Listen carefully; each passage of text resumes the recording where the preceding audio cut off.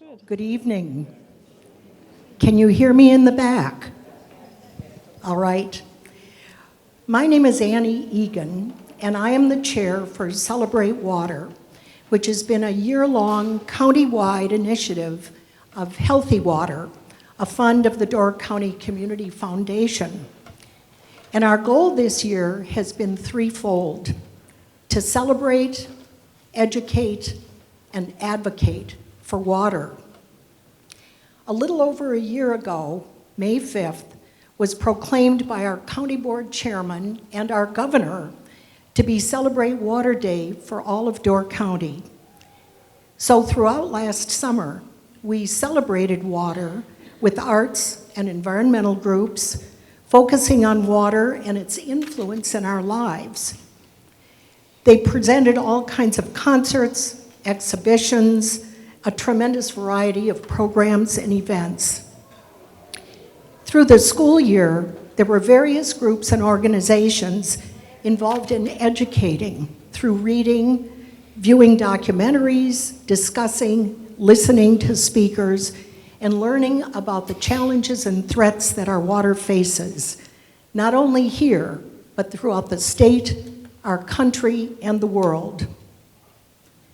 Living here in Door County, we are surrounded by water, but sometimes familiarity can breed ignorance.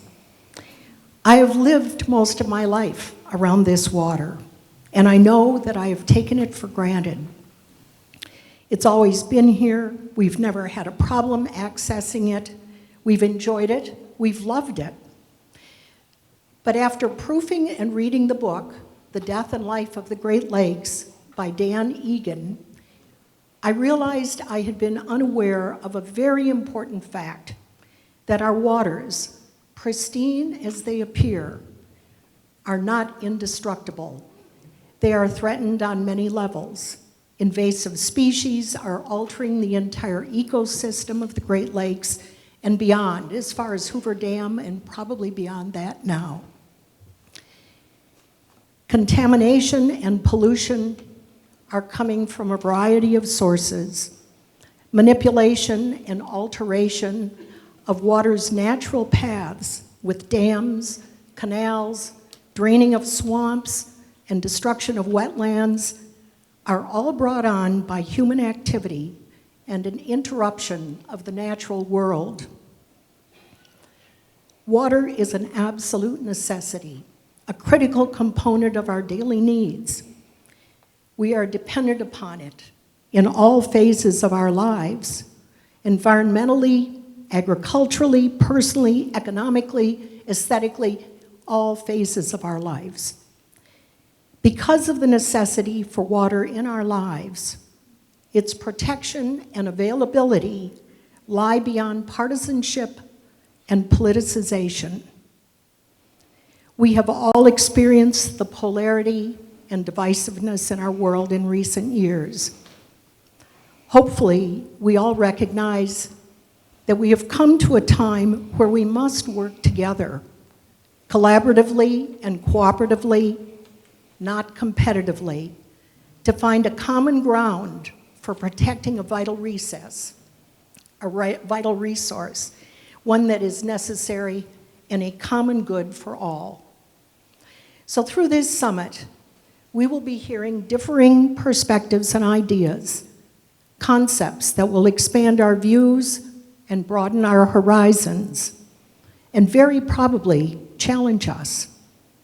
It's an opportunity to exercise mutual respect for differing points of view, as well as a chance to develop a greater respect, admiration, and responsibility for protecting and preserving our waters, and helping us all to become better advocates for the health of our waters, not only for ourselves, but for the generations to come.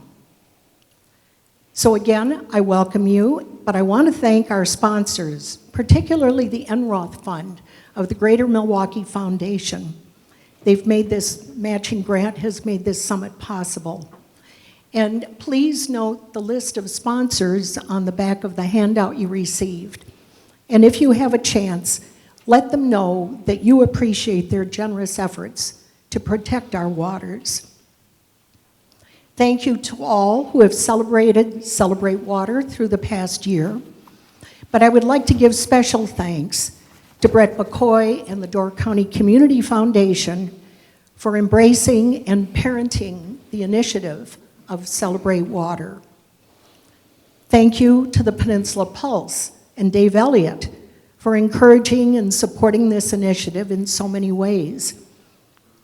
Thank you to Grace Johnson from the Pulse and Casey Miller from the Community Foundation. This effort would not have come about without their skill, diligence, energy, efficiency, patience, humor, et cetera, et cetera, et cetera. To the committees for Celebrate Water and Healthy Water for their advice and help and collaboration.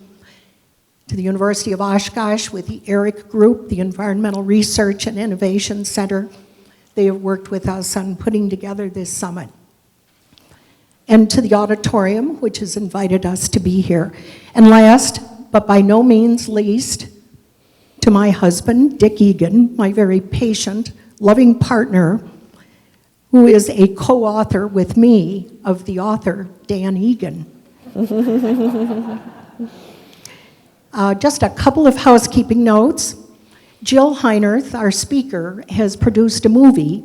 The DVD is available in the lobby after the talk, and she will be available. There is also a children's book that she has authored, and she will be available to sign those. This is kind of ironic, but apparently the water fountains here are not working very well. And as a result, they're selling bottled water. So if you need some bottled water, it's available. The contributions will go to the auditorium. But they say that they're going to put in a new system so you can refill your own bottle when you come next.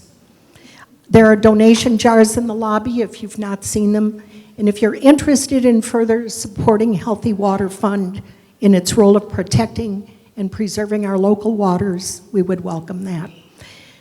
Videos of the entire summit, tonight, tomorrow, and Thursday morning, will be available online, whether you've come to the rest of the program or not.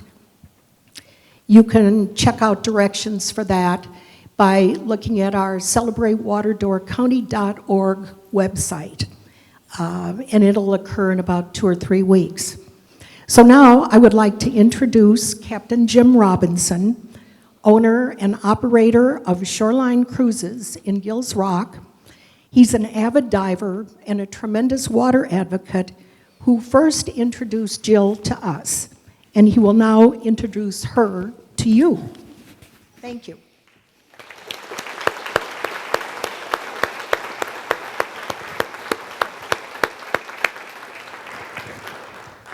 Thank you, Ann, and glad to see a good turnout here. The speaker tonight, Jill Heinerth, I've had the privilege of knowing for, many years through cave diving, primarily in North Florida. And this girl is a very interesting person, as you're going to find out, and an excellent speaker. More people have walked on the moon than places she's explored on Earth. So that's how some of the most remote places that she's gone to. She's a veteran of 30 years of filming and photo and exploration on various projects in submerged caves worldwide with National Geographic, NOVA, various educational institutes, and television networks. In fact, many of you might have already seen her on TV on some of these specials. She's the inaugural Explorer in Residence for the Royal Canadian Geographic Society. She's also recipient of Canada's prestigious Polar Medal. She's received the Diving World's highest award from the Academy of Underwater Arts and Sciences, the Nogi Award. And she's got a new book coming out, I understand, called Into the Planet, which I'm looking forward to seeing soon. And with great pleasure, I'd like to introduce Jill Heinerth, and I'm sure you're going to enjoy this show. You need this? Nope. Thank you. It's wonderful to be here with you, and for my first trip to Door County. It's great to be here.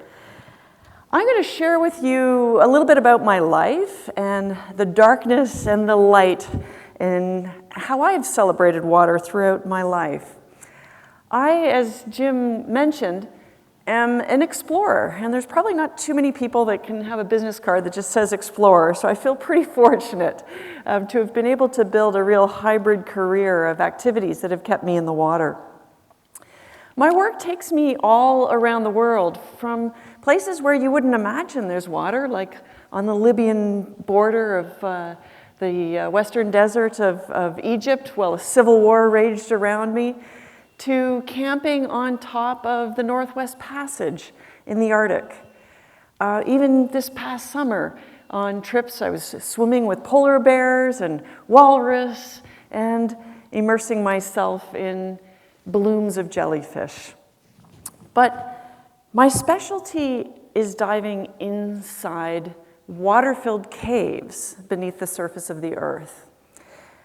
Now, most people think about water-filled caves, and it absolutely terrifies them. It just brings up the claustrophobia. But for me, as I look into that darkness, I see opportunity, because I want to know what's around the next corner. And for me, swimming in these places is like swimming through the veins of Mother Earth. I'm swimming in the sustenance of the planet, in the lifeblood of the planet, this incredible resource that serves humanity, the wildlife, our agriculture, and fuels our industries. It's the essence of everything. Now, some of these caves are very small, as you've just seen, but some of them are enormous. Some of them, I could put this entire auditorium inside a water-filled cave beneath the surface of the earth. But where I can't swim through these spaces, the water still continues its journey beneath your feet, in between the grains of sand, in the matrix of the planet. These places are museums of natural history. They teach us about the past climate on this earth.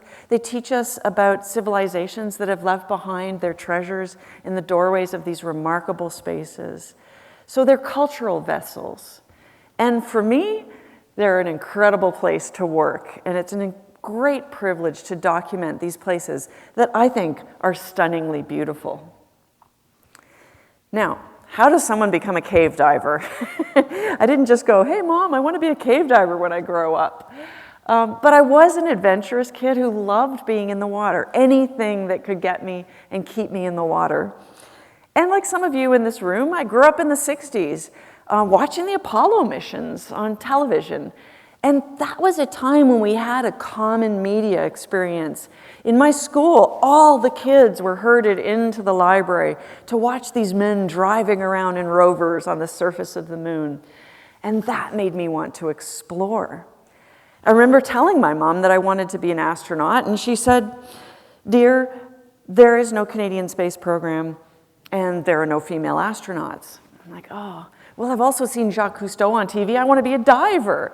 And she said, "Dear, people don't dive in Canada. It's too cold."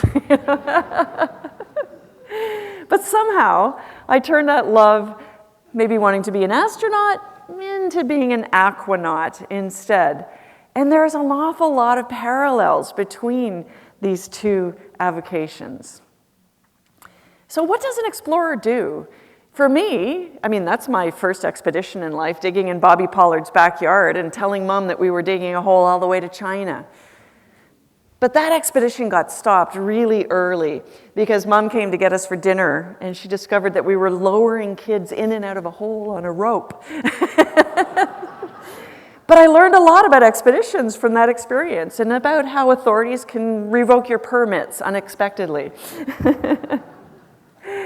But we turned passion into action. So as a young woman in university, I'd finally earned enough money to buy my own dive gear, and I started diving in Tobermory, Canada, at Fathom 5 National Marine Sanctuary, a place that feels a lot like this. If you drive up the Bruce Peninsula, it kind of feels like Door County. It's pretty cool.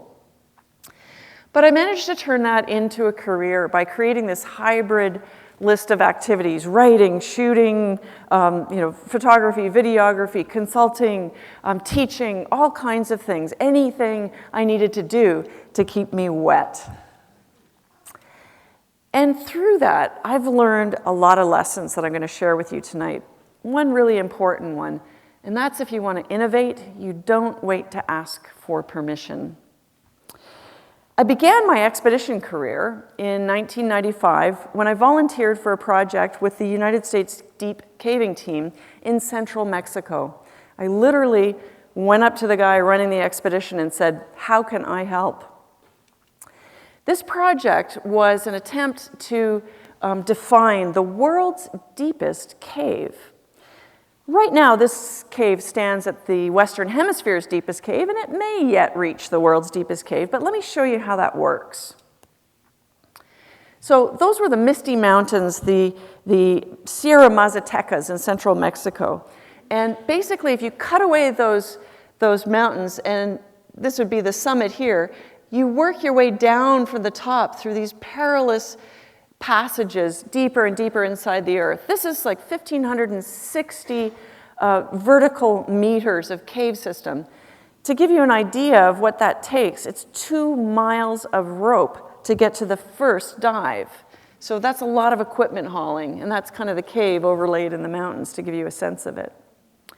When you do that kind of exploration, it's not a lot different from going to the moon, because there is no handbook to tell you how to do things that haven't been done before. Everything is experimental. Everything, every day, is new. When we went there, we decided to work from the bottom of the mountains up. So we wanted to see if we could meet the previous level of exploration from the top down by going into the bottom of the mountain. And in 1994, this is what the water quality looked like. And we thought, that's pretty good. So let's try and work in and then up inside the mountain. But when we got there in 1995, this was the water quality that we experienced. There were mudslides in the mountain that were obliterating the visibility of the water, making it impossible for us to see. Now, we did still do some fairly significant swimming penetrations into that cave system in this water quality by feel. But we were unable to map the cave. And if you can't map the cave, you can't claim the exploration. So it would be like going all the way up Everest, but having to map it too. If you don't map it, you don't get to take credit for it.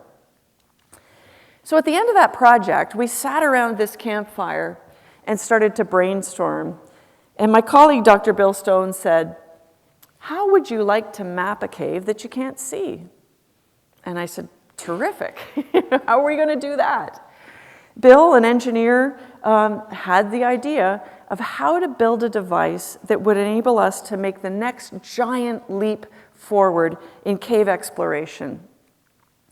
And 2 years later, and $1.5 million later of fundraising, he built a 3-dimensional mapper, and we made the first accurate 3-dimensional map of any subterranean space, dry or wet. For me as a cave diver, this transformed my career, because up until this point, people had perceived myself and my colleagues as adrenaline junkies that were just out to get ourselves killed. Well, after mapping this cave system and doing it with such accuracy, suddenly scientists recognized that the data that we could bring them was of great value. But in order to pull it off, we needed explorers. We needed volunteers. We needed people that were willing to collaborate. There wasn't a single one of us on this project that got paid a dime. In fact, most of us spent our entire life savings on equipment and logistics to make it happen. There were over 150 people that volunteered a day, a week, or in my case, years, to pull it off. But we were successful, and we made the first accurate 3D map of a subterranean space. This subterranean space that was carrying the drinking water resources for Tallahassee, Florida, the state capital.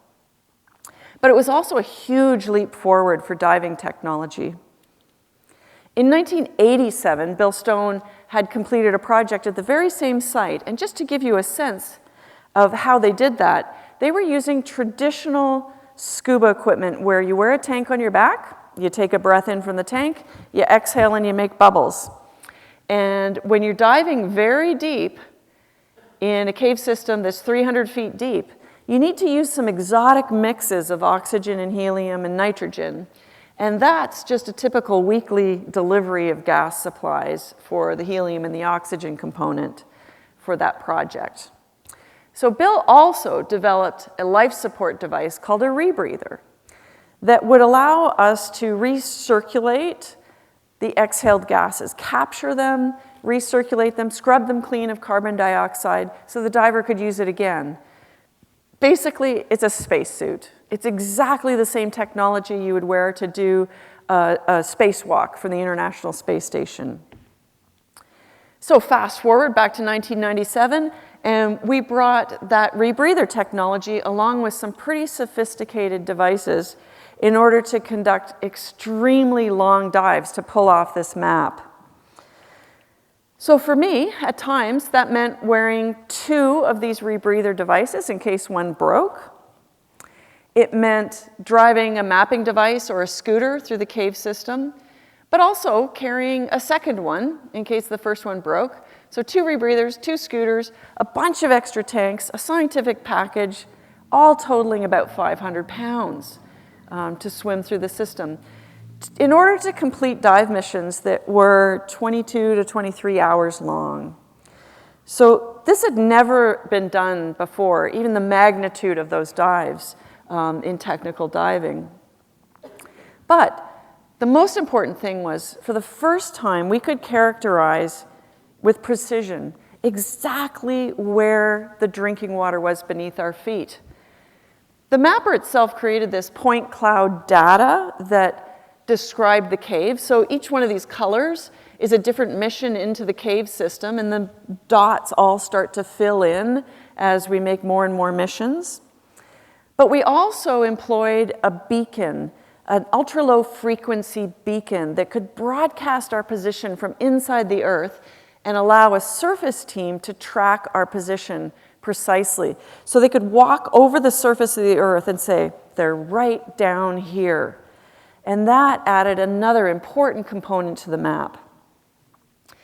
Just a little more than a year ago, I took that same technology to the Bahamas so some kids could deploy the tracking beacons.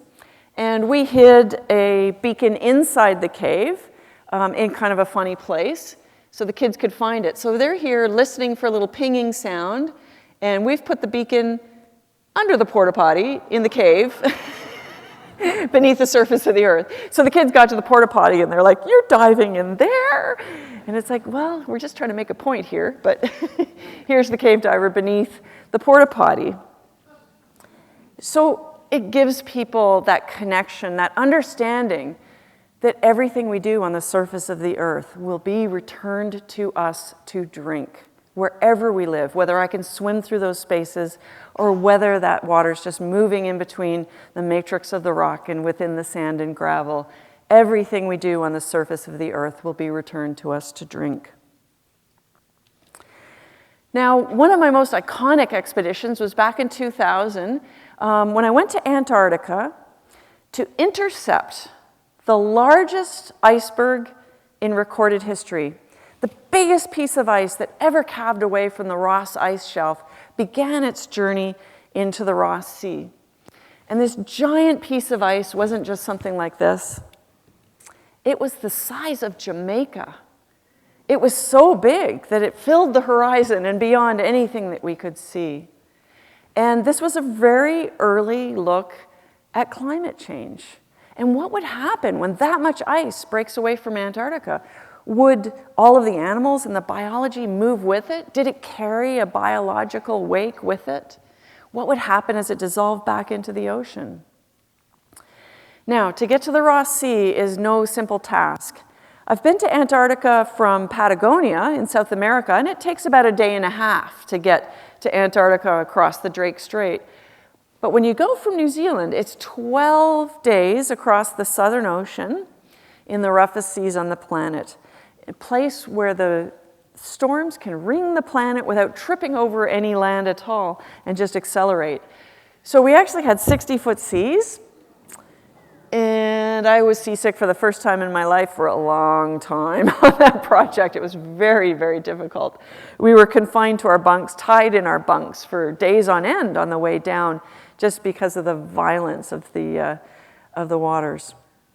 But there were other risks too that we hadn't really pictured. Like the entire boat gets covered in rime ice, and at some point that becomes top heavy. So you've got to get out there with hammers and baseball bats and beat the ice off the boat. And then even when we started diving, it was like, how are we going to do this? We're trying to get in the water, in open water, but then the wind turns ever so slightly and the pack ice moves in, and suddenly, like, it wants to crush you between the pack ice and the boat. So just figuring out how to go diving was crazy. But we had pitched to National Geographic that we were going to be the first people to ever cave dive inside an iceberg. Now, when they decided to give us the funds in order to do this project, they said, "There are caves inside of icebergs?" And we said, "Hell yeah." And truthfully, it was a hypothesis.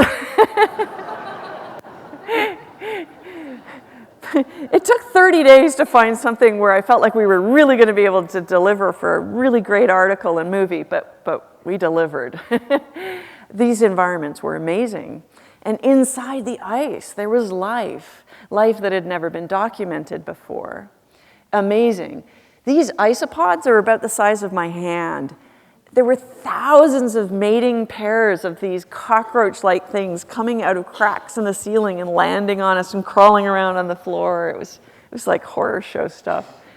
But there was also this sort of shag carpet of life beneath the iceberg, where the iceberg tripped up and got stuck on the seafloor.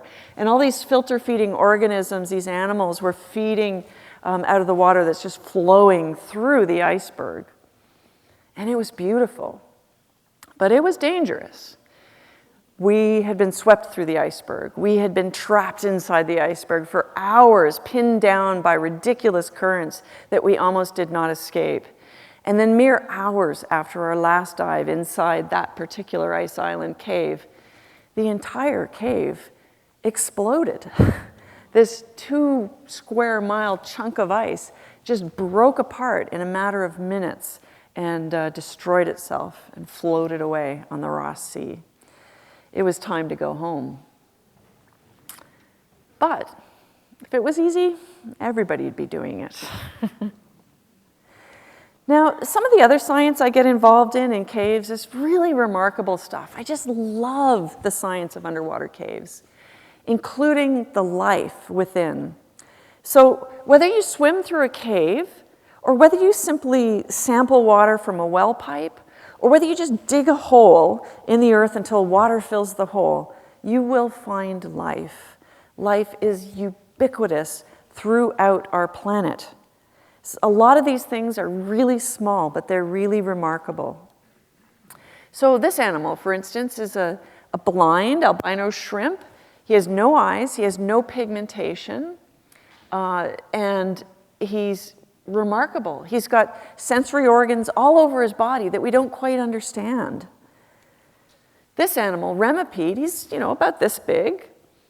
He swims through the cave, and he's a great hunter. Again, no eyes and no pigment, because what's the point if you live your entire life cycle in the darkness of an underwater cave? You don't need eyes. You don't need any colorful clothes to show off, because nobody's going to see you. But you do need other special sensory organs and other ways to hunt. So this is Remipede, and the guy in the middle jar is a great hunting Remipede. He's out looking for food. But the 2 guys in the outside jars are not sick. They're another species. They're laying on their back, just kind of like waving their little feet, making a current, and with that current, waiting for food to come to them. So I think of them like the millennial or couch potato Remipedes.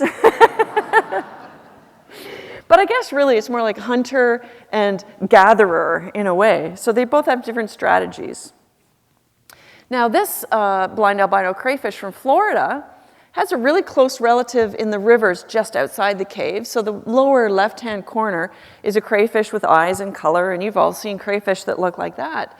But the pallid crayfish lives about 200 years, even though his brother in the river lives 2 to 3 years. And all of these animals, like the remipedes, for example, are over 65 million years old. They haven't changed in that time. They haven't evolved. We find them in the fossil record 65 million years ago. And today they're still there with venomous fangs and pincers, able to immobilize and eat something 40 times their size. So what can these animals teach us about evolution, survival, about living in water that hasn't changed? How can they teach us about adaptation? When we look at these kinds of issues on scientific projects, we build a team of people who have hybrid literacies, flexible minds, and confidence. Now, you're probably already wondering what kind of educational background I have. And I think you'll be surprised to know that I have a Bachelor of Fine Arts.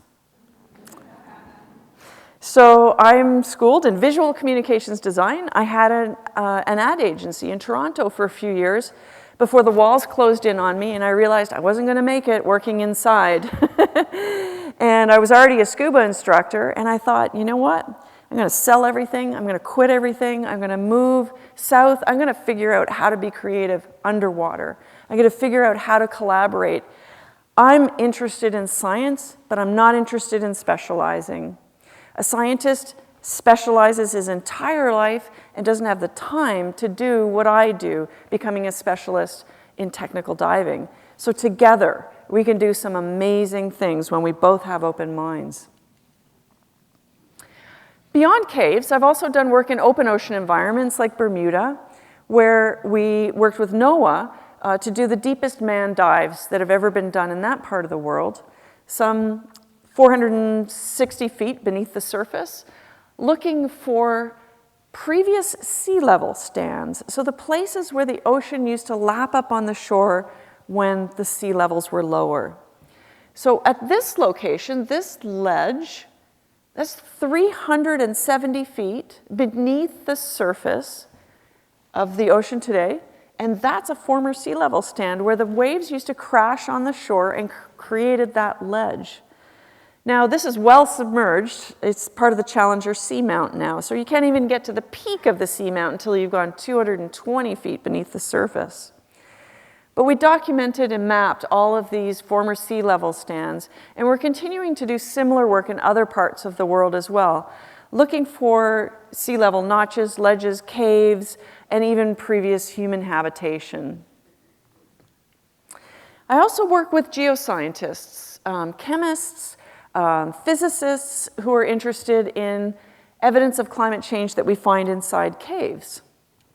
Now this picture that I had up at the front at the beginning of the presentation shows you a cave, and this cave would have been formed when the sea levels were lower and the cave was dry, because the rain soaks through the ground, drips from the ceiling, lands on the floor, and with each drop of rain, a small grain of calcite is deposited to create these beautiful formations. Then when the sea level rises, it fills the cave with water. This particular cave has been dry and wet, dry and wet, dry and wet. So there's been 3 dry epochs on Earth when this cave was dry and more of these formations were created. And this cave is beautiful. Now, how do we know this? We know this because we can actually date the rocks. And we do that by looking at everything in this picture that's red. Okay? That's a very special material. You can see it here being disturbed by my colleague Kenny Broad. That's dust from the Sahara Desert. This cave is in the Bahamas, on the other side of the Atlantic Ocean. So during a dry epoch on Earth, the dust from the Sahara Desert is blown up into the atmosphere. It comes across the Atlantic Ocean. Rain brings it down onto the surface of the Bahamas, and then it soaks into the ground, drips from the ceiling, and it blankets the inside of the cave, and then it's trapped inside the rock. And what we can do is we can take discrete samples of these rocks and we can cut off a stalagmite, which are very dense and very heavy, so we have to use a lift bag to swim it out of the cave. And then we can slice it open, and Dr. Peter Schwartz at the University of Miami is able to count back in time, and he can see these very distinct layers of red Sahara dust, and has dated this cave back 350,000 years. So pretty remarkable. I also work with archaeologists and paleontologists who are interested in both cultural artifacts that are left behind and bones in caves. And we work in places like this. So at the ceiling here, just above this bright light, is a hole. The hole's not much bigger than this podium. It's the underside of a drinking water well.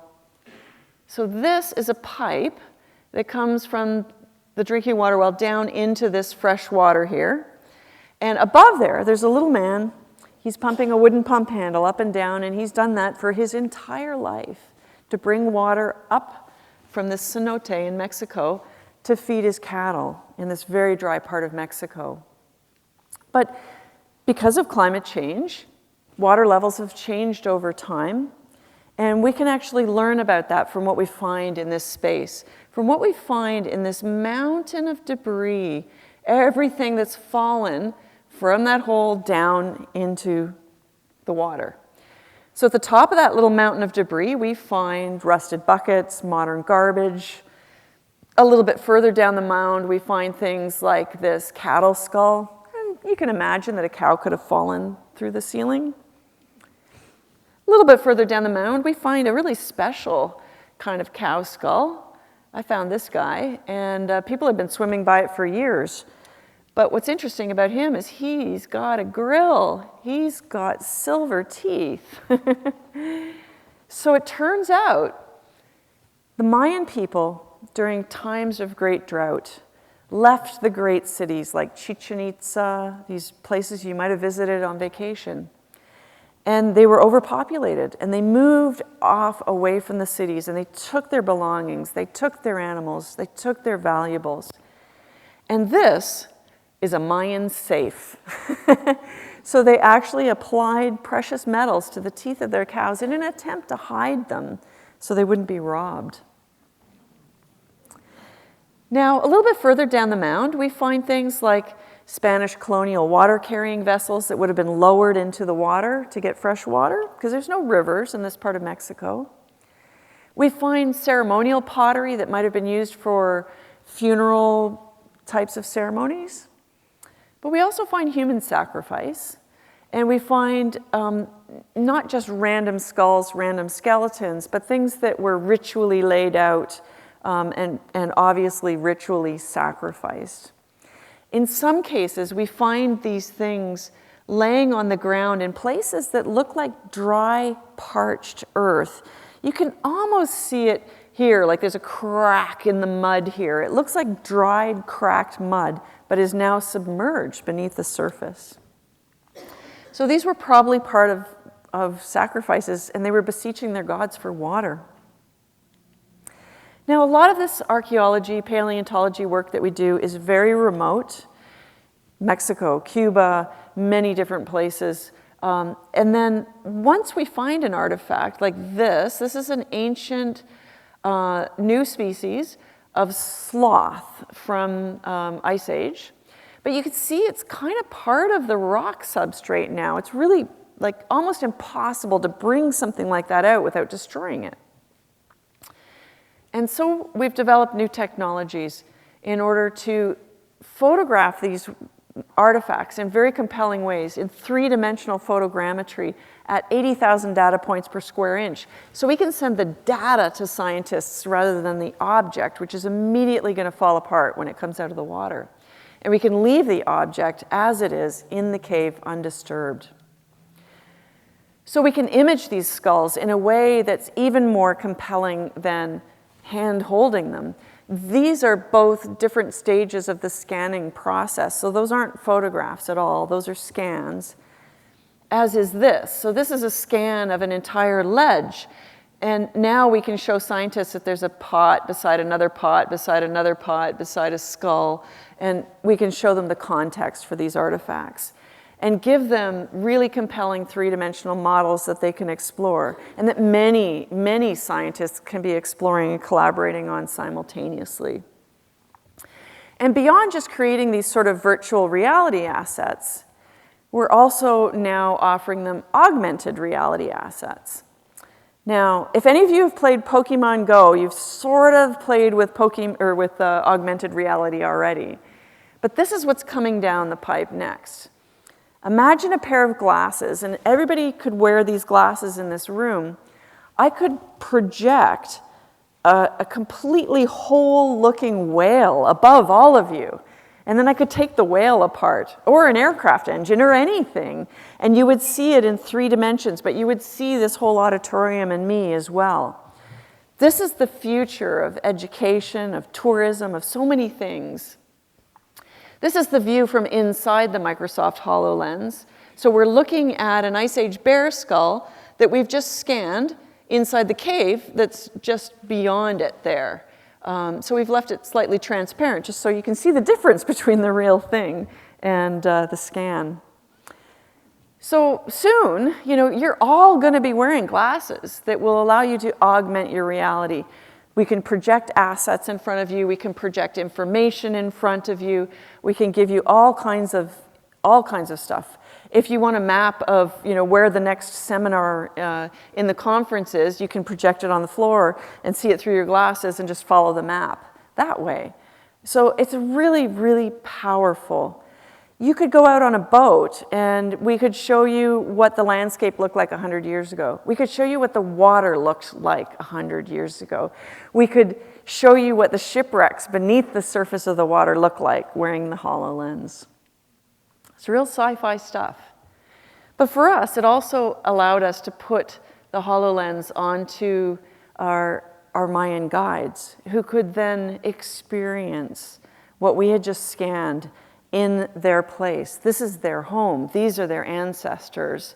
These are their cultural assets. And to have that experience with them was very powerful. Now, I know what you're thinking. In all of this stuff that I do, whether it's cave diving or going inside of icebergs, you're thinking, she's fearless. But I want to tell you, I'm not fearless. I'm afraid, and I want to dive with people that are afraid, okay? Because if we're afraid, we care about the outcome. And this is one of the things that I want you to carry away with you tonight, is that when you're an explorer, that leads to innovation. It leads you to the opportunity where you get to stand on the threshold of the darkness and make a decision to step a tiny step further into the darkness, to allow your eyes to adjust to the light so that you have an opportunity to do something new for yourself or maybe new for humanity. For me, that's carried out in some pretty interesting ways. That mapper I drove in 1997 didn't stop there. I still work with Dr. Bill Stone. In fact, I'm going to be with his team next month in the Channel Islands off California with this, which is the 4th generation of that mapper. Now, the Sunfish mapper doesn't really need me anymore. I'm still a test pilot. I'm still in there filming it, fetching it, watching it learn. But it is now a fully autonomous, artificially intelligent robot mapper. So we can just take it in the doorway of the cave system. We can unplug its tether, let it go, and it's exploring on its own. It's mapping in 3 dimensions. It has thrusters all around it, so it gets to a decision point where it can go left or right. It scans all of that, fills in its map, and rather than laying a guideline like we do as cave divers, it's actually pinging the walls and making a map as it goes. And then when it gets to the point where it has to conserve fuel, it turns around and comes back. And when it turns around and comes back, it fills in the gaps and finishes its job. Now, this mapper is not just to film caves and map caves and define our aquifer.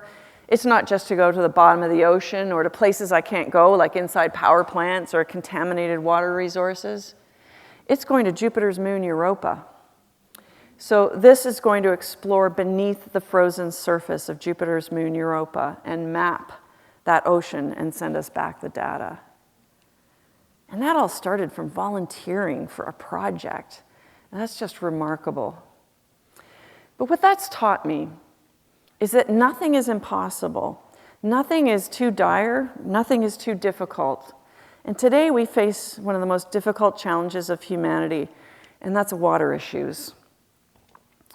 We've all seen either footage or places that look like this, algae-filled water bodies that used to be places like this, beautiful, clean springs that were spitting out bountiful, clear water into the environment. We've all seen issues like stormwater drainage that's draining heavy metals and contamination off the paved surfaces of our planet. Heck, I've even explored inside these places too. I call this urban caving. And when my buddy Tom Morris and I went urban caving, we actually started in a remarkable protected water system in Florida that's unbelievable. It's a UN heritage site. But we tracked it into this. And we found the source of that river. It was here in a Best Buy parking lot. So the true source of that river was water draining off of a parking lot. Now, the work that I've done with the tracking teams, we've tracked underneath golf courses. We've even tracked underneath the Sonny's Barbecue restaurant in Alachua, Florida. In fact, I've been 260 feet beneath this restaurant while the team tracked through the salad bar, yelling, "Cave survey team coming through." But why do we do it? We do it because of places like this that we remember. This is Hart Springs in Florida, or the Ichetucknee River with all its beautiful subaquatic vegetation in its finest. And we do it because this is what places like the Crystal River used to look like in Florida. But Crystal River doesn't have subaquatic vegetation anymore, and so the manatees have to swim all the way out to the Gulf of Mexico to feed now. So there are a lot of issues that we're facing. We're facing issues with agriculture, and yet it's a challenge because although agriculture uses a lot of water and puts a lot of issues into the environment, we also have a very high value for eating local and for sustaining local agriculture. So these are not simple problems. Even urban sprawl is not simple, but those paved surfaces are all contributing a lot of stormwater issues that we have to deal with. But if we remove the agriculture or we remove the forests and we plant this, I assure you that those will be the last crop. And the green lawns that come with those homes are a lot more problematic than agriculture because our love affair with that green lawn and the chemicals that we put on it in order to keep it looking like a golf course are very problematic for the waterways. We don't just see them in the canals and drainage ponds, but we see them streaming out into the Gulf of Mexico in the Florida Keys in these green algae-filled plumes, past the Aquarius station and out across the Atlantic. So it's a global issue. It's not just a local issue. And if we don't provide clean, affordable water and basic sanitation globally, we will be living in a world of conflict. Clean water has to become a human right if humanity wants to survive. And when it comes to things like commodification, we have to look really hard at this. Now, there are some people that would argue that water bottling companies are actually really great neighbors, and they can be, in the sense that we both want clean water. The problem is that when we commodify water and sell it to the highest bidder, then all of a sudden it's not something that's available and equal to everybody on this planet, and that's where the conflict begins. And if we allow large multinational corporations to buy up water supplies and even urban water delivery systems, that's a big problem. So it's not just quantity, it's quality. We're not running out of water on this planet. We're running out of clean water that people can afford. So as I've looked back on my life, I thought, how can I be of service to some of these very, very big problems that we have to solve. And my husband and I sat down a few years ago and we decided that we wanted to expand water literacy because there's a lot of things that people don't know. If you ask a kid in Florida where their water comes from, they'll tell you it comes from the tap. Now, in other parts of the world, you can go places and a kid will tell you the very reservoir that supplies their local drinking water. And I think every kid needs to learn about that. So we want people to know where their water comes from, how they're using it in their lives, intentionally or unintentionally, how they might be polluting it, and how to conserve it for future generations. Because it's not obvious to everybody that 850 gallons of water went into making this pair of blue jeans. And that one of the greatest things that I could possibly do to save water is to not buy another pair of blue jeans. So we started the We Are Water project. This is grassroots stuff. My husband and I don't have a foundation. We don't have the time. We're too busy. So we just made a documentary film about water literacy. And then we decided we wanted to tour it across the country and show it to people. And so we did it in a way that we could afford and in a way that didn't have a carbon impact. We rode our bicycles. We rode our bicycles 4,600 miles showing We Are Water to small groups of people. And when we couldn't get to people, we broadcast into classrooms. I've now been to thousands of classrooms across North America, meeting with kids and teaching them about water literacy and talking to crowds of people like yourself, sharing that same message.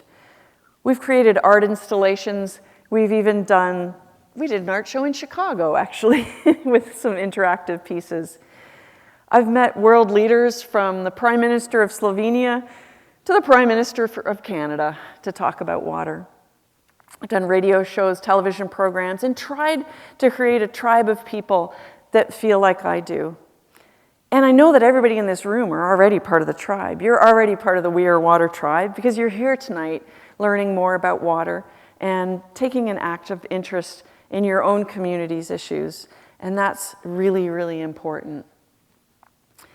I think the best way to sort of start wrapping this up is to share the thoughts from a kid that I met in the high Arctic and something that she wrote to me. Her poem is, "Roses are red, violets are blue. Jill is an explorer, and so are you." I am an explorer, you are too. Together we learn things we never knew, and together we work as one, and it is really fun. So what I want to leave you with tonight is ask you all to think about how you can embrace something that scares you, that you're afraid of, and step into that darkness. You know, voluntarily walk towards that fear. Take a moment, take a deep breath, shut out the emotions, and the problems might seem too big to solve. Survival might seem all too great. But I guarantee that you know what the next best tiny step is that you can make. And take that by walking towards the darkness and that fear, because that's how we can all make the difference. It might seem too big, but for me, as that little kid that wanted to be an astronaut, I got to do that. And I believe that we're all capable of doing great things and solving some of these huge crises that we face in the future. So thank you for joining me this evening. As was mentioned earlier, I have some We Are Water movies outside and some kids' books, Chester the Manatee and The Very, Very Terribly Bad Itch. And all of the proceeds from those go right back into the We Are Water project as we travel around and give presentations. But I also have a major market book coming out this summer with HarperCollins here in the US on August 27th. And it's the story of my life, my memoir, and a lot of more details on some of these expeditions I've talked about tonight, and more water stories, and hopefully something that will leave you with a bit of inspiration. So thank you so much for joining me.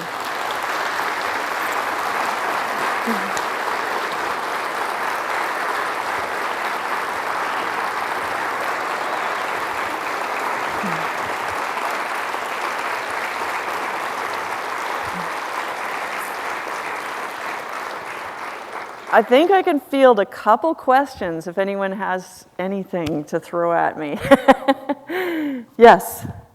Talk a little bit more about the science of when you're in the cave and the people are up on the surface, what type of technology that's Sure. used to... Yep. So he's asking about the technology, like how exactly did we do that surface tracking? We're actually using ultra-low frequency radio. Technically, it's actually a ferrite rod. So I'm actually swimming through the cave with this rod and squeezing through small spaces. And they're listening with a loop antenna and a set of headphones. And they're listening for pings and kind of zeroing in on those pings. And when they get right on top of me, it goes silent. But it's amazing because they're tracking through swamps, they're jumping in canoes, they're macheteing through the bush and all kinds of crazy places. And as they go, they drop flags in the ground so that we can tie that into GPS. And we're improving on that technology all the time. Now we can drag a long antenna, like about 20 feet long antenna behind me, and I could talk to them on the surface too, which is kind of cool. Yes? Are you going to do any diving while you're up here? Oh, I really, really wanted to, and Robbo invited me, Jim Robinson invited me to join him for some dives, but I literally drove from Boston to Ottawa 8 hours yesterday, flew here today, and then I'm off driving across the country to Newfoundland next. So not this time, but I will be back. Yes?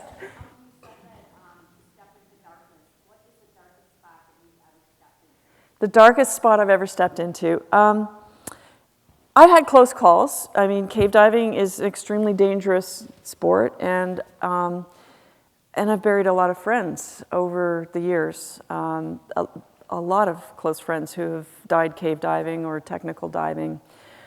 My scariest one was working with a scientist when I was leading her into a cave about that tall, and just about the size of my helmet. And when we went to turn around, she became disoriented and kicked up the silt so we couldn't see. But then she got entangled in the guideline and then was slowly working herself into a smaller and smaller spot laterally until she was stuck. So we can't see, she's stuck, and then the guideline breaks. So she's the cork in the bottle containing my life, basically. And if I can't get us both out of there, then we're both gonna die. And I had to patch the guideline 3 times. I had to unstick her, calm her down, and a whole lot happened. If you'll read my book, it's all in there. But in a nutshell, I lost track of her on the exit, and I didn't want to leave her behind. So I went back all the way to the back of the cave to make sure I wasn't leaving her behind. And as a result, I was out of the cave 73 minutes after her. What that means is that I was dead to my friends for 73 minutes, and they had already called for a recovery team to come get my body. And the aftermath of that experience and the reckoning I had to come to with my husband was very difficult. But what spawned the ride across Canada with the We Are Water movie, because he begged me to take a break from cave diving for a while. So, but that was pretty scary. I think we have time for one more. Yes? I'm curious what kind of physical conditioning you need to do to prepare to do those types of things. Yeah, so what kind of physical conditioning? I don't have, I don't go work out at the gym or anything. I'm just very active, I think. I love to cycle and swim, and I just try and keep fit, eat well, but I don't really have a specific athletic regimen, I suppose.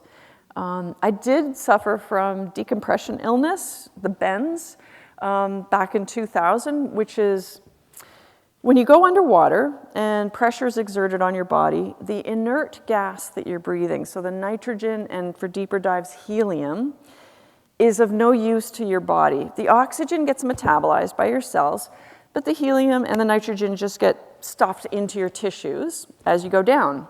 If you stay down, no problem. But as you come up slowly from a dive, you have to come up in stages to allow your body to just naturally off gas as the pressure's decreased. So it's much like a pop bottle. Your body is a pop bottle with a lid on it when you're on the bottom. And when you come up, you have to like slowly take that lid off to release the pressure. If you come up too fast for the mathematics, you know, that are slightly arbitrary, then those bubbles will come out of your tissues and cause all kinds of havoc. So I experienced that back in 2000 and had a pretty serious hit of decompression illness, which can be deadly. I was very fortunate, but that's, you know, one of the things that's happened. And then after that, it really stepped up my interest in staying as healthy as I possibly could for the future. All right, well, I'm going to hang around in the hallway afterward for anyone that's interested in buying a book or a DVD and answering any other questions that you might have. And I hope that I'll have a chance to talk to some of you at the conference in the next couple of days as well. But thank you again.